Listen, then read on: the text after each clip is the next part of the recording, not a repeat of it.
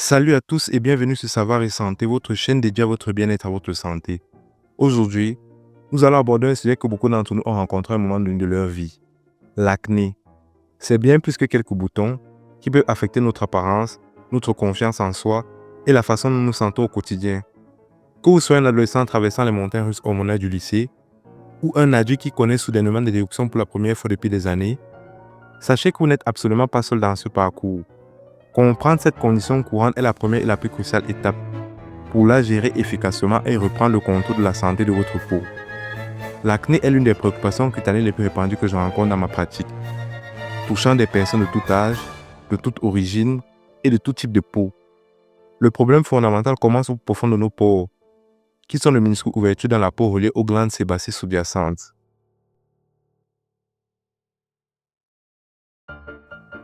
L'un des plus grands obstacles au traitement efficace de l'acné est le volume considérable des informations qui circulent. Commençons par un mythe tenace. L'acné ne vient pas simplement d'une peau sale. Beaucoup pensent que se frotter le visage plusieurs fois par jour avec des savons agressifs fera disparaître les éruptions. Cependant, la réalité est tout autre.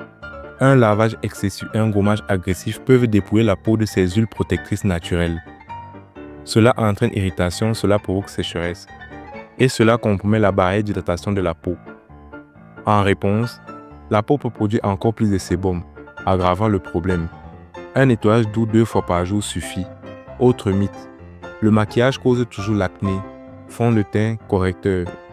Certains produits lourds et à base d'huile peuvent obstruer les pores. Mais ce n'est pas universel. Cherchez des produits étiquetés non comédogènes. Non comédogène égale formulé pour ne pas bloquer les pores. Le vrai problème, c'est souvent de ne pas enlever le maquillage le soir. Nettoyez doucement votre peau chaque soir si vous vous maquillez. Parlons maintenant alimentation. Le supposé lien entre chocolat, aliments gras et boutons. Un lien indirect 1 à 1 n'est pas prouvé, mais la recherche moderne montre que l'alimentation peut influencer l'acné. Les aliments à indice glycémique élevé provoquent des pics, pouvant augmenter l'inflammation et le sébum.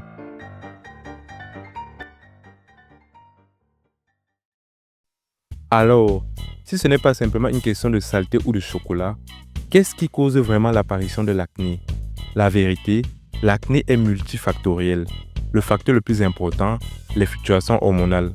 Pendant la puberté, androgènes en hausse, production de sébum augmentée. Chez les femmes adultes, éruptions liées au cycle menstruel, grossesse. Ces hormones préparent le terrain pour pores bouchés et inflammation. La génétique joue aussi un rôle. Antécédents parentaux, risque plus élevé. Influence sur la taille et l'activité glandes sébacées. Et la réponse à Corynebacterium acnes. Le stress est un autre facteur majeur. Libération de cortisol, plus de sébum. Le lien stress-peau est réel.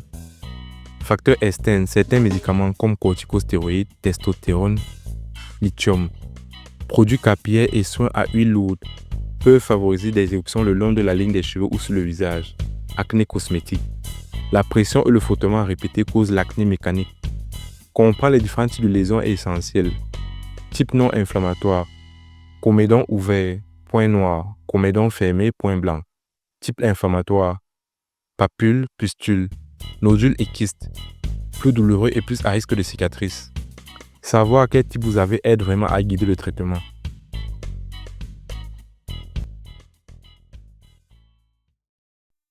Maintenant que nous comprenons le quoi et le pourquoi, concentrons-nous maintenant sur le comment. Construire une routine simple mais efficace à la maison. Le fondement de tout bon régime est un nettoyage doux. Vous devez vous laver le visage 2 fois par jour, une fois le matin, une fois le soir. Utilisez un nettoyant doux, non abrasif et de l'eau tiède. Évitez les gommages agressifs, micro-déchirures, inflammation. Après, tapotez doucement. Pour l'acné léger à modéré, les ingrédients en vente libres peuvent aider. Peroxyde de benzoïle réduit Corynebacterium acnes et désobstrue les pores. L'acide salicylique exfolie l'intérieur du pore, dissout sébum plus cellules mortes. Introduisez ces actifs lentement, peut-être tous les 2 jours. Hydratez. Une crème légère non comédogène réduit l'hydratation et le sébum de compensation. Cherchez acide hyaluronique ou céramide. Le matin, terminez par un écran solaire à large spectre. Bien qu'une routine constante à domicile puisse faire des merveilles, il arrive qu'elle ne suffise pas et qu'il devient nécessaire de consulter un professionnel. Acné sévère avec nodules et kystes douloureux. Prenez rendez-vous sans tarder. Rétinoïdes topiques, antibiotiques puis oraux. Contraceptifs et spironolactone. Mention isotrétinoïne avec suivi. Un dermatologue peut diagnostiquer précisément, personnaliser un plan, des rétinoïdes aux options orales, voire isotrétinoïne avec suivi. Le traitement de l'acné est un marathon. Soyez doux, cohérent et demandez de l'aide si besoin. Avec les bonnes connaissances, vous pouvez obtenir une peau plus nette et vous sentir confiant dans votre peau. N'oubliez pas de vous abonner à la chaîne Savoir et Santé pour plus de conseils santé et de bien-être.